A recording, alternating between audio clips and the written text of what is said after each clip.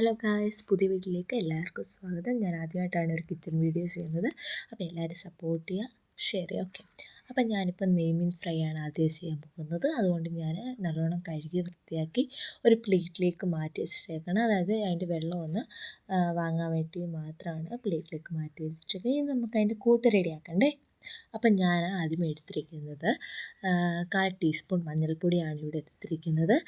അപ്പം 1/4 ടീസ്പൂൺ മഞ്ഞൾപ്പൊടി ഇട്ട് കഴിഞ്ഞിട്ട് നമ്മൾ 4 ടീസ്പൂൺ മുളക് പൊടിയാണ് ഇട്ടേക്കുന്നത്. കാരണം ഞാനിവിടെ കാശ്മീരി മുളക് പൊടി ഇട്ടേക്കുന്നത്. നിങ്ങൾക്ക് ആവശ്യം അനുസരിച്ച് എരിവ് വേണ്ടവർ അതിനനുസരിച്ചിട്ട്, വേണ്ടാത്തവർ അതിനനുസരിച്ചിട്ട്. ഓക്കെ ഗൈസ്, അപ്പം ഞാനിപ്പോൾ ഇവിടെ 4 ടീസ്പൂണാണ് ഇട്ടിരിക്കുന്നത്. അത് കഴിഞ്ഞിട്ട് നമുക്ക് കുരുമുളക് പൊടി ഇടാം. കുരുമുളക് പൊടി അതും നിങ്ങളുടെ എരിവിന് അനുസരിച്ച് മാത്രമേ ഇടാവുള്ളൂ. ഞാനിപ്പോൾ 1 ടീസ്പൂൺ കുരുമുളക് പൊടിയാണ് ഇട്ടേക്കുന്നത്. അത് കഴിഞ്ഞിട്ട് നമുക്ക് ഉലുവ പൊടിച്ചതിടാം. ഉലുവ പൊടിച്ചത് ഇട്ട് കഴിഞ്ഞിട്ട് നമുക്ക് ഗരം മസാല പൊടി ഇടാം. അതിൻ്റെ കൂടെ 1/2 ടീസ്പൂൺ ഗരം മസാല പൊടി ഇട്ട് കുറച്ച് കായപ്പൊടി ഇട്ട് നല്ലോണം ഒന്ന് മിക്സ് ആക്കുക. ഞാൻ അതിൻ്റെ കൂടെ ഉപ്പിടാൻ മറന്നു. അതിന് ലാസ്റ്റ് ഇളക്കുന്ന സമയത്ത് നമുക്ക് കാണും ഉപ്പ്. നിങ്ങൾ ആവശ്യത്തിന് ഉപ്പ് ഇട്ട് കൊടുക്കുക. ഓക്കെ, അപ്പോൾ അത് കഴിഞ്ഞിട്ട് നമുക്ക് പുളിവെള്ളം.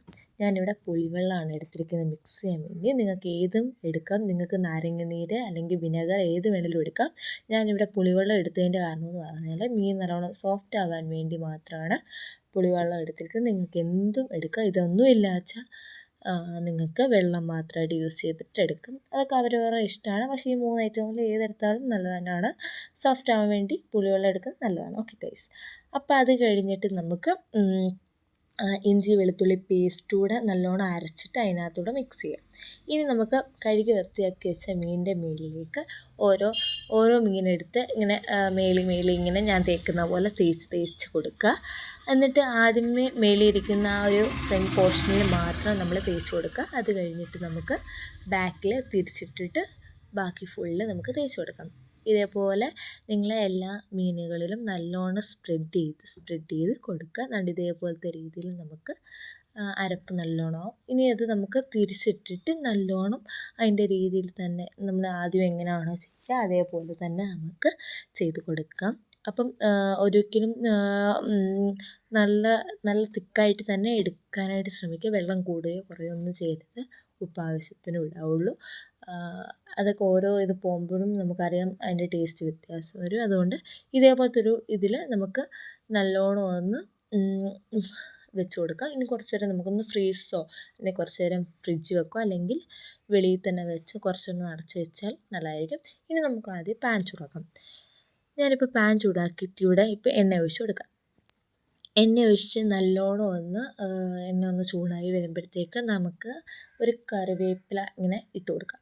ഇട്ട് വന്നത് പൊട്ടുമ്പോഴത്തേക്കും നമ്മൾ ഓരോ കഷ്ണം മീനെ ഇങ്ങനെ ഇട്ട് കൊടുക്കുക. ഓക്കെ ഗൈസ്, അപ്പം നിങ്ങളുടെ വായിൽ വെള്ളം ഊരുന്നുണ്ടോ ഗൈസ്, നിങ്ങൾ കമൻറ്റ് ചെയ്യൂ. അപ്പം ഞാനിപ്പോൾ കുറച്ച് കറിവേപ്പില ഇട്ട് കൊടുത്തു. അപ്പം ഇനി നമുക്ക് നമ്മൾ മാറ്റി വെച്ചിട്ടുള്ള മീൻ അതിലേക്ക് ഇങ്ങനെ എടുത്ത് വെക്കാം. ഓക്കെ, നമുക്ക് ഓരോന്ന് വറക്കാനായിട്ട് നമുക്ക് ഇട്ട് കൊടുക്കാം. അതിൻ്റെ ഇടയ്ക്ക് ഇത് മൂക്കുന്നില്ലല്ലോ ഗൈസ്. അപ്പം നമുക്ക് ഇനി അതിലേക്ക് ഓരോ കഷ്ണം മീൻ ഞാനിങ്ങനെ ഇട്ട് കൊടുത്തിട്ടുണ്ട്. ഇപ്പം 3 വെച്ചിട്ട് ഇട്ട് കൊടുത്തിരിക്കുന്നു. നിങ്ങളുടെ വലിയ പാനാണെങ്കിൽ ഒന്നിലധികം ഇട്ട് കൊടുക്കാം. ഞാനിപ്പം 4 ഇപ്പോൾ ഇട്ട് കൊടുത്തേക്കുന്നത്. ഇതിന് നല്ലോണം ഒന്ന് മൊരിഞ്ഞ് വരണം. നല്ലോണം ഒന്ന് മൊരിഞ്ഞ് വരുന്ന സമയത്ത് നമുക്ക് അപ്പുറത്തേക്ക് തിരിച്ചിടാം. അപ്പം എളുപ്പം മൊരിയാൻ വേണ്ടി ഞാനിതിൻ്റെ അടപ്പ് വെച്ചിട്ട് അടച്ച് വെച്ചേക്കാണ്. നിങ്ങൾക്ക് അങ്ങനെ അടച്ച് വെക്കണമെങ്കിൽ അടച്ച് വെക്കാം, അടച്ച് വെച്ചില്ലെങ്കിലും കുഴപ്പമൊന്നുമില്ല. നല്ലോണം മൊരിഞ്ഞ് കിട്ടണമെങ്കിൽ കിട്ടും. ഇപ്പോൾ നമുക്ക് ഇതേപോലത്തെ ഒരു ഡിഷ് റെഡിയാവും. ഇതേപോലെ നല്ല മൊരിഞ്ഞ് ക്രിസ്പി ആയിട്ട് നല്ല ടേസ്റ്റായിട്ട് കഴിക്കാം. നിങ്ങളെല്ലാവരും മസ്റ്റായിട്ട് ട്രൈ ചെയ്യും. ഇനി ഇതേപോലത്തെ വീഡിയോ നിങ്ങൾക്ക് വേണമെങ്കിൽ നിങ്ങൾ കമൻറ്റ് ചെയ്യൂ ഗൈസ്. ബൈ.